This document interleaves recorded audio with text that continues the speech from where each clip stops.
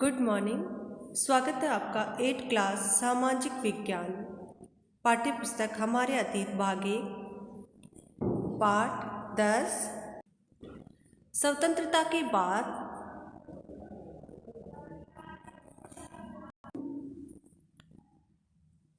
पढ़ रहे हैं।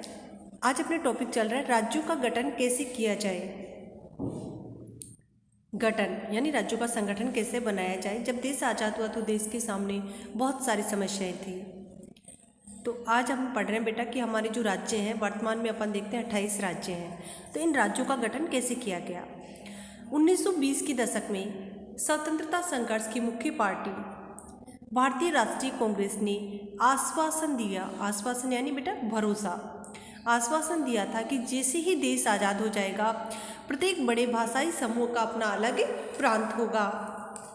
भाषाई समूह जिस प्रांत की भाषा एक जैसी है, प्रांत यानी राज्य। आज़ादी मिलने के बाद कांग्रेस ने इस आश्वासन को पूरा करने के लिए कोई कदम नहीं उठाया, क्योंकि भारत धर्म के आधार पर बढ़ चुका था। इसलिए महात्मा गांधी की तमाम इच्छाओं और प्रयासों के बावजूद ये स्वतंत्रता एक राष्ट्र को नहीं बल्कि 2 राष्ट्रों को मिल रही थी। तो बेटा जो ये टॉपिक है कि देश आज़ाद होने के बाद में, जब देश आज़ाद हुआ तो भारत में 14 राज्य थे। तो किस तरह भारत में नवीन राज्यों का गठन हुआ उस टॉपिक पर अपन बात कर रहे हैं। 1920 के दशक में ही कांग्रेस ने जनता को भरोसा दिलाना शुरू कर दिया था कि देश आज़ाद होगा। सपने दिखाए कि देश आज़ाद होगा तो प्रत्येक जो भाषाई समूह है इसका अपना एक अलग प्रांत होगा। आज़ादी मिली लेकिन कांग्रेस ने जो ये आश्वासन दिया था, भरोसा दिलाया था कि प्रत्येक भाषाई समूह का एक अलग प्रांत होगा, उसके लिए कोई कदम नहीं उठाया, कोई प्रयास नहीं किया। और इसका कारण था भारत पहले धर्म के आधार पर भारत और पाकिस्तान के रूप में विभाजित हो चुका था।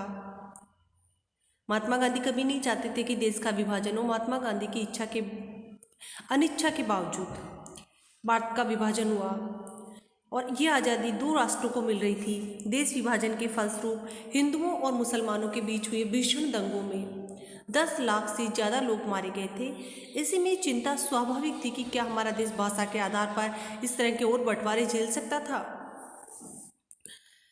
देश का विभाजन हुआ। देश विभाजन के दौरान जब पाकिस्तान वाले इलाकों में से हिंदू भारत में आ रहे थे और कुछ मुस्लिम लोग हिंदू इलाकों से पाकिस्तान में सम्मिलित होने के लिए जा रहे थे, तो ऐसी स्थिति में धर्म के आधार पर दंगे हो गए और इसमें 10 लाख से ज़्यादा लोग मारे गए थे। तो ये चिंता हो रही थी कि क्या भाषा के आधार पर भी ऐसे ही झगड़े होंगे, क्या भाषा के आधार पर भी हम अगर अलग अलग प्रांत बनाएंगे तो क्या और बंटवारे भारत झेल सकता है। ऐसा प्रश्न उठ रहा था। प्रधानमंत्री जवाहरलाल नेहरू, उप प्रधानमंत्री वल्लभ भाई पटेल 2 ही भाषा के आधार पर राज्यों की गठन की नीति के विरोधी थे। हालांकि देश आज़ाद होने से पहले जनता को भरोसा दिलाया गया, लेकिन जब देश आज़ाद हुआ, विभाजन को देखा गया, तो प्रधानमंत्री जी पंडित जवाहरलाल नेहरू जो देश के पहले प्रधानमंत्री थे बेटा, और उप प्रधानमंत्री थे सरदार वल्लभ भाई पटेल, तो ये दोनों ही नहीं चाहते थे कि भाषा के आधार पर राज्यों का गठन हो। विभाजन के बाद नेहरू ने कहा था कि उपद्रवकारी प्रवृत्तियां सिर उठा रही है। उपद्रवकारी यानी जो छोटी छोटी बात पे झगड़ा कराने वाले लोग होते हैं, उपद्रवी लोग होते हैं, तो वो वापस उभरना चाहती है, जिन पर अंकुश लगाने के लिए राष्ट्र को शक्तिशाली और एकजुट होना चाहिए। अंकुश यानी उनको नियंत्रित करने के लिए राष्ट्र को मजबूत होना होगा, वरना जैसा कि पटेल ने कहा था, सरदार वल्लभ भाई पटेल ने कहा, इस समय भारत की पहली और आखिरी जरूरत यह है कि उसे एक राष्ट्र बनाया जाए। राष्ट्रवाद को बढ़ावा देने वाली हर चीज़ आगे बढ़नी चाहिए और उसके रास्ते में रुकावट डालने वाली हर चीज़ को खारिज कर दिया जाना चाहिए। हमने यही कसौटी भाषाई प्रांतों के सवाल पर भी अपनाई है और इस कसौटी के हिसाब से हमारी राय में भाषाई आधार पर जो राज्यों की मांग है उसको समर्थन नहीं दिया जा सकता। सरदार वल्लभ भाई पटेल ने उस समय की परिस्थितियों को ध्यान में रखते हुए कहा कि आज देश की अगर कोई ज़रूरत है तो वह है देश की एकता को बनाए रखना, देश को एक राष्ट्र बनाए रखना। जो राष्ट्रीयता की भावना बढ़ाने वाली चीज़ें हैं, राष्ट्रवाद को आगे बढ़ाने वाली चीज़ें हैं, उनको तो बनाए रखना चाहिए, लेकिन जो राष्ट्रीय एकता को तोड़े उन चीज़ों को, उन मांगों को खारिज कर देना चाहिए और भाषाई प्रांतों के गठन की जो मांग है, हमने इस पर भी यही नीति अपनाई है, तो हमने इस मांग को समर्थन नहीं दिया, क्योंकि कांग्रेस के नेता अपने वायदे से पीछे हट रहे थे, इसलिए जगह जगह असंतोष पैदा हुआ। यानी कांग्रेस के नेताओं ने पहले वादा किया था कि भाषा के आधार पर राष्ट्र बनाएंगे, लेकिन प्रांत बनाएंगे, लेकिन उन्होंने अपने वादा निभाने से मना कर दिया, देश की एकता को ध्यान में रख के। तो अब असंतोष पैदा होने लगा। कन्नड़ भाषी, मलयालम भाषी, मराठी भाषी सभी अपने अपने राज्य के इंतजार में थे। सबसे गहरा असंतोष मद्रास प्रेसिडेंसी के तेलुगु भाषी जिलों में दिखाई दिया। जब 1952 के आम चुनाव में नेहरू वहाँ चुनाव प्रचार के लिए गए, तो लोगों ने उन्हें काले झंडे दिखाए और हमें आंध्र चाहिए के नारे लगाए। तो बेटा लोगों ने असंतोष दिखाना शुरू किया, और सबसे ज़्यादा असंतोष देखा गया मद्रास में, जहाँ पर तेलुगु भाषी अलग राज्य के निर्माण की मांग कर रहे थे। 1952 में देश में पहले आम चुनाव हुए। चुनाव प्रचार के लिए पंडित जवाहरलाल नेहरू जब वहाँ गए, तो लोगों ने उन्हें काले झंडे दिखाए और आंध्र प्रदेश की मांग की। उसी साल अक्टूबर में वयोवृद्ध गांधीवादी पोटी श्रीरामुलु तेलुगु भाषियों के हितों की रक्षा के लिए आंध्र राज्य के गठन की मांग करते हुए भूख हड़ताल पर बैठ गए। जैसे जैसे अनशन आगे बढ़ा, बहुत सारे लोग श्रीरामुलु के समर्थन में आगे आने लगे। जगह जगह लोग हड़ताल करने लगे और जुलूस निकालने लगे। तो आंध्र प्रदेश की मांग को लेकर के जो गांधीवादी नेता थे श्रीरामुलु, वो अनशन पर बैठ गए। लोग उनके समर्थन में आगे आने लगे। बेटा आपका प्रश्न ये बन गया है कि आंध्र प्रदेश की मांग किसने की और अनशन पर कौन बैठा? श्रीरामुलु। तेलुगु भाषा के आधार पर आंध्र प्रदेश की मांग की गई 1952 में। 58 दिन के अनशन के बाद 15 दिसंबर 1952 को पोटी श्रीरामुलु का देहांत हो गया।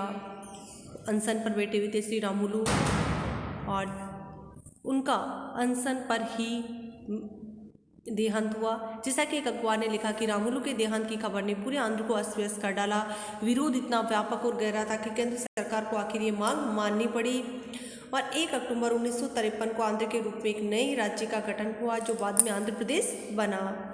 तो बेटा आपका प्रश्न बन गया, आंध्र प्रदेश का गठन कब हुआ? 1 अक्टूबर 1953 को। आंध्र की मांग को लेकर धरने पर कौन बैठे? श्रीरामुलु।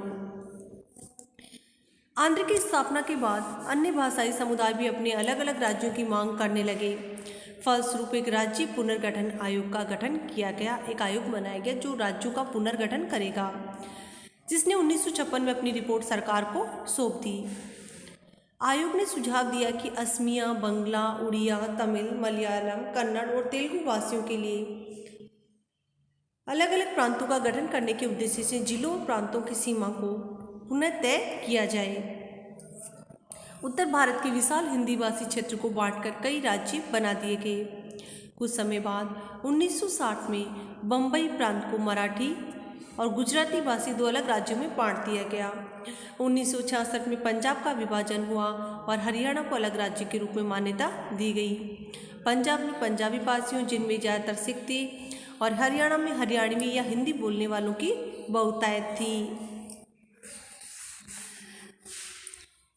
तो बेटा राज्य पुनर्गठन की मांग के लिए राज्य पुनर्गठन आयोग का गठन किया गया 1953 में, और इसके बाद में इसने अपनी रिपोर्ट 1956 में सौंप दी।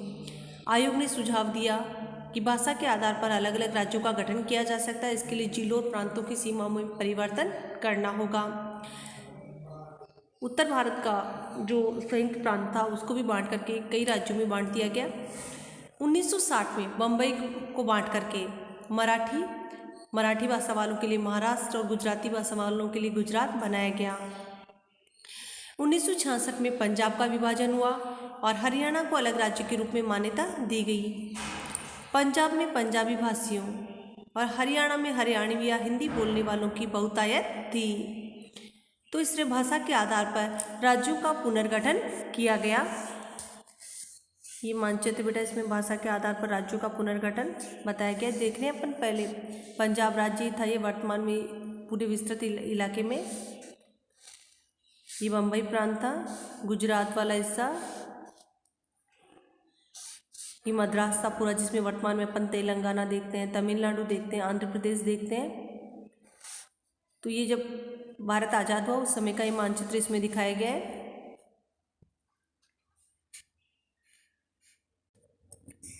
जब रियासतों के शासक भारत अथवा पाकिस्तान में जुड़ने के लिए मान गए, 562 देशी रियासतें थी, तो जब ये शासक या तो पाकिस्तान में शामिल हो गए या भारत में, तो उनकी रियासतें खत्म हो गई। अब उनकी रियासतें खत्म हो गई, सब राज्य बन चुके थे, परंतु 31 अक्टूबर 1956 तक कई ऐसी रियासतों को प्रशासनिक इकाइयों के रूप में बनाए रखा गया। इसलिए 1947-48 से 31 अक्टूबर 1956 की काल अवधि के लिए इन्हें भूतपूर्व रियासत कहा गया। भूतपूर्व यानी जो पहले रियासतें थी।